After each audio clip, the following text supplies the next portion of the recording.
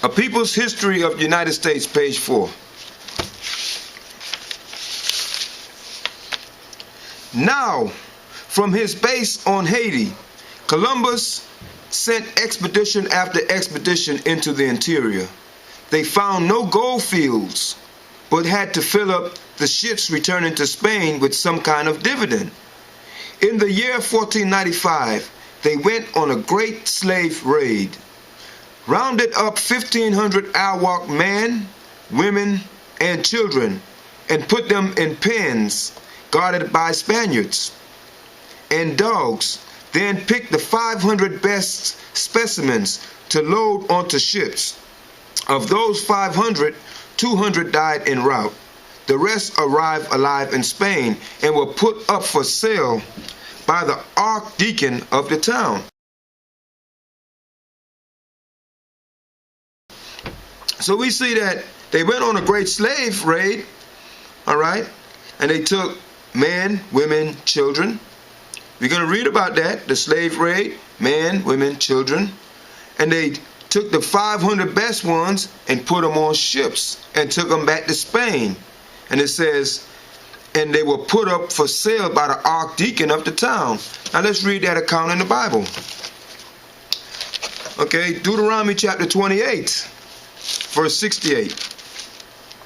And the Lord shall bring thee into Egypt again with ships. Well, let's get a account. Let's see what Egypt means. I'm going to go to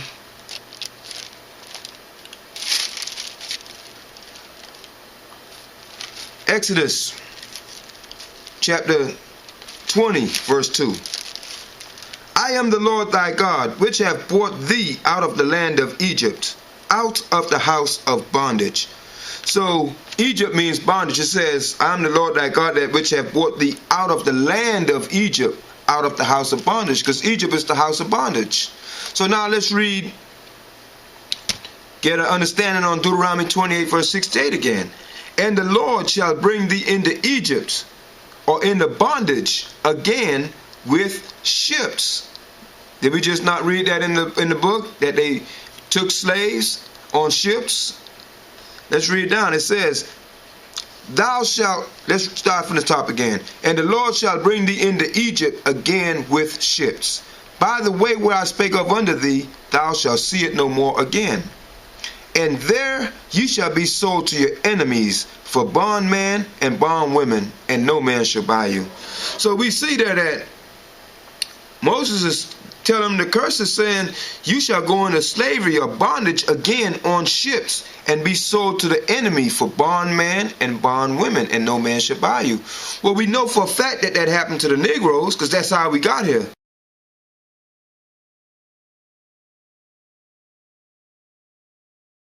We didn't come on vacation, and we were sold on auction blocks.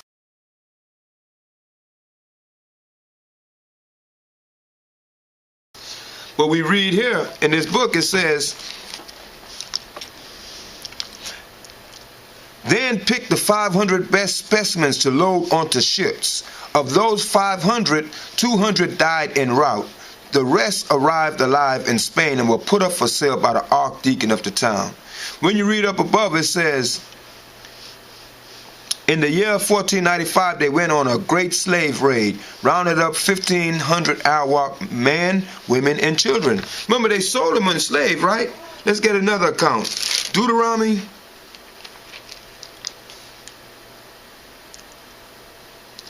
chapter 28, verse 41. Thou shalt beget sons and daughters, but thou shalt not enjoy them, for they shall go into captivity.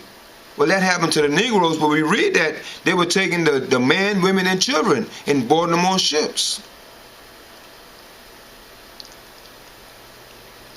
Let's read Deuteronomy 28, verse 32. Thy sons and thy daughters shall be given unto another people, and thine eyes shall look and fill with longing for them all the day long, and there shall be no might in thine hand. That's what we just read. They were given to another people. They took them and gave them.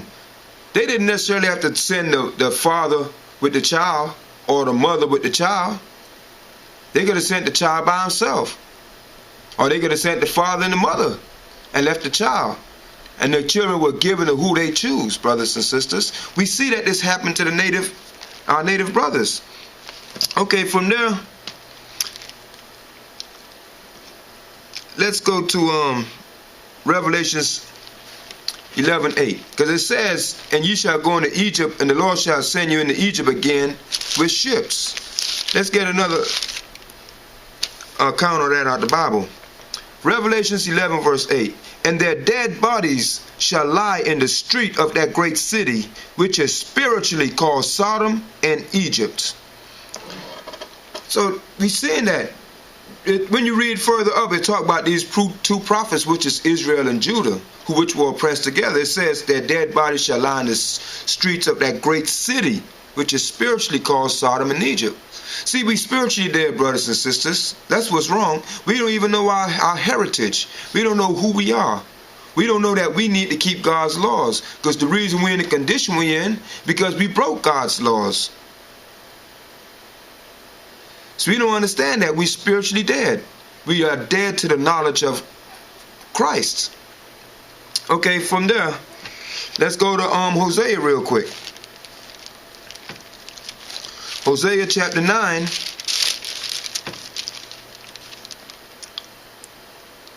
Verse 1.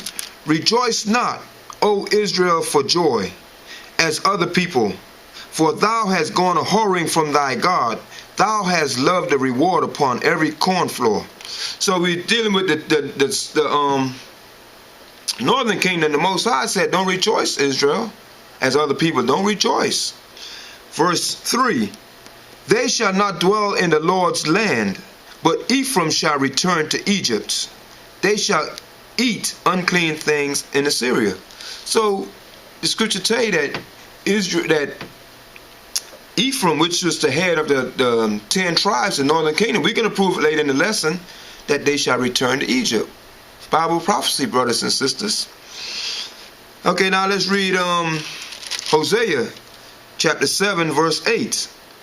Because why I'm going to read that? Because we see that,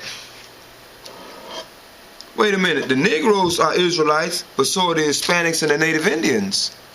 But why are they a different color? Let's see if the Bible bears witness to that. Hosea chapter 7 verse 8.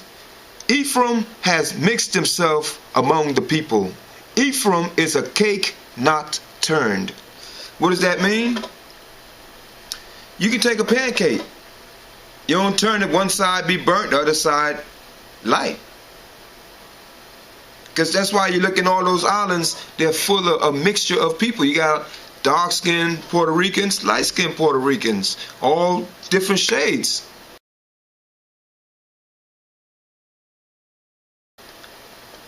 But all of them have melanin in their skins. Don't get me wrong now, you have Puerto Ricans, Cubans, all these people from these islands that are Spaniards, because they populated these islands.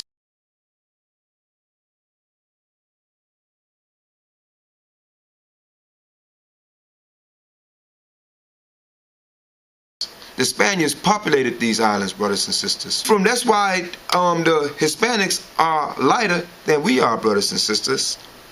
The Bible bears witness to everything, brothers and sisters. This is your heritage. This is your heritage. See, we have proof as to who we are. We can prove in the Bible that we Israelites. We can prove in history books that we Israelites. But the people over in our land right now, the Jewish people, that was an invented nation. Okay, from there, let's go to a people's history of the United States, page 18.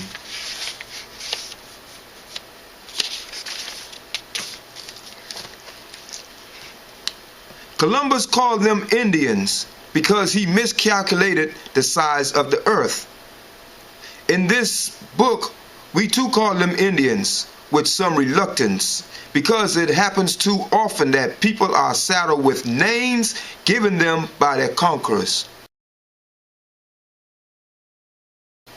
Because they see, so the author Howard Zinn is saying he reluctantly called them Indians, because it happens too often that people are saddled with names given them by the conquerors. When the conquistadors, when Columbus came, he called them Indians.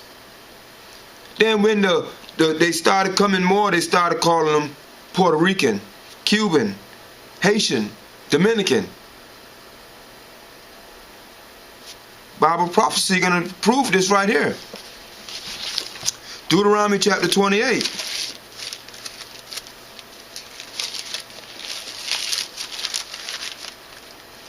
Deuteronomy chapter 28, verse 37. And thou shalt become an astonishment and a proverb and a byword among all nations whither the Lord shall lead thee. So the blacks came out of the west coast of Africa. You wouldn't call Judah, Benjamin, Levi no more. You would call Negroes, African American, Haitian, Bahamian, Jamaican. The so-called Indians, which were Indians, the 10 tribes of Israel that were here before Columbus came, when they came, what they called Indians, Cuban, Puerto Rican, Dominican, El Salvadorian, Brazilian, Seminole, Cherokee. Just bywords, brothers. This is not your name. Your name is Israelite. That's who you are. You are Israelite. According to the scriptures, you are Hebrew by blood. An Israelite by blood, brothers and sisters. We need to learn our history.